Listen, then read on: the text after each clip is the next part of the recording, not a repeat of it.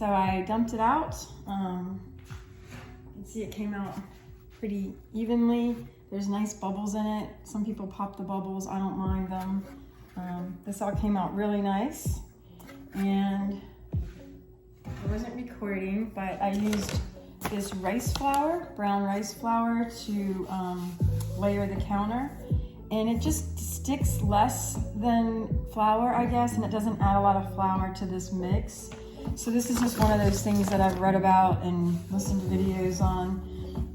And again, some people will let this, after they dump it and split it in two, they'll just leave it sit for a while. But I'm good working this one. But again, I'm getting my hands nice and floury. And then I love this method from Poulon. So I just kind of take it and I really stretch it out. I'm kind of careful not to get too much rice flour on it because it will kind of inhibit it a little bit from sticking together. And then I'm just doing lots of folds. Again, we're trying to keep that air in. So I'm folding, and then I might flip it and fold it again. It's nice little loaf. And then what I learned from Poulon is she kind of takes it and she does this cool twisting. So I've always twisted just like this, but she twisted across the counter space. And the whole time you're kind of tucking under to keep pushing that air into it and making a nice little ball. But I'm pushing in and I'm going diagonally across the counter. And I don't know what that special thing is, but it kind of changed the way my breads rose and everything. And it gives that nice, I think you called it a belly button and I called it a butthole. But anyway, it reminds me of a dog butt. So not just an average butt, but a cute little fluffy dog. So anyway, and then you don't want to overwork this either. And I'm not even going to know if I have that perfect belly button until I flip it, because I'm going to put it back over here and I'm going to let it sit.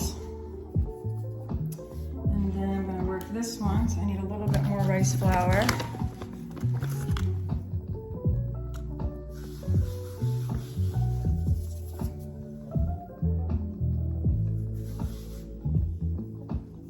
Again, I kind of just really stretch it out.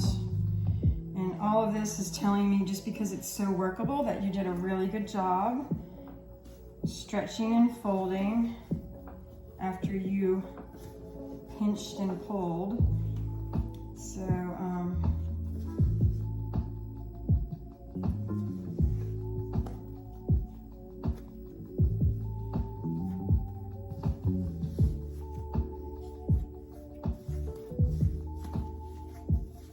see the rice flour kind of sometimes, if you get too much on there, it's almost like it doesn't want to stick together really well. But I'm just going to go ahead and pull those diagonals and mold it. And again, like I said, some people will pop those bubbles. I kind of like them. I don't know why. I guess it just lets me know there's air in there. But the dough feels really good. And we'll catch you up on this part next time so you can really feel it, unless you just sit at home. But you can just even probably see it's just really taking a nice shape. Easy to work. And I'm gonna let that sit for a second. I'm gonna add some caraway to just one of them. And we could have done this right after we did the pinch and pull. We mixed it up, but I'm going to do some right now. I'm only going to put it on one loaf. And caraway is what they use in a rye bread, but I'm not really using rye flour, but it still gives that essence of rye. I'm just going to work it on there.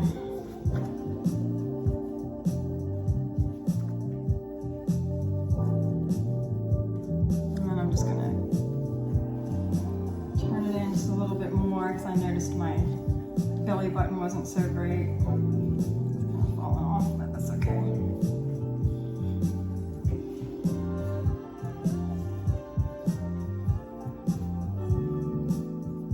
It's actually more on the bottom than the top. That's okay too. Not what I wanted, but it's all right. I'm gonna let it sit for a minute. And then I've already, I put some of the brown rice flour in the banion already, and what I did is just added some like that, and then I just shake the rest of it onto the counter. I did that when the video wasn't on, and I thought it was.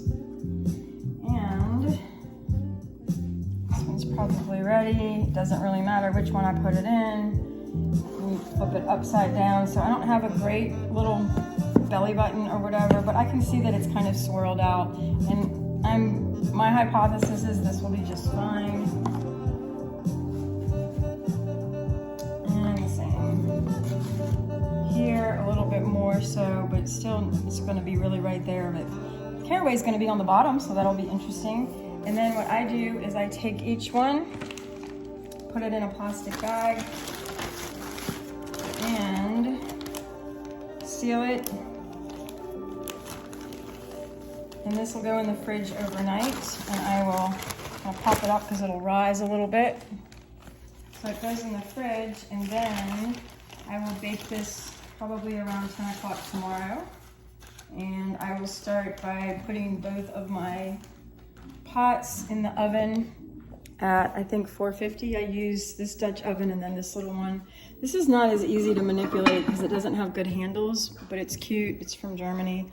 But anyway, these will go in the fridge overnight, and then they'll be ready to score and bake. So that goes in the oven at 450 for an hour before I even put the bread in. And then I put the bread in, and I can send you my notes, you'll see. Anyway, that's part B. We'll do that next time, or you'll do it on your own, and either way.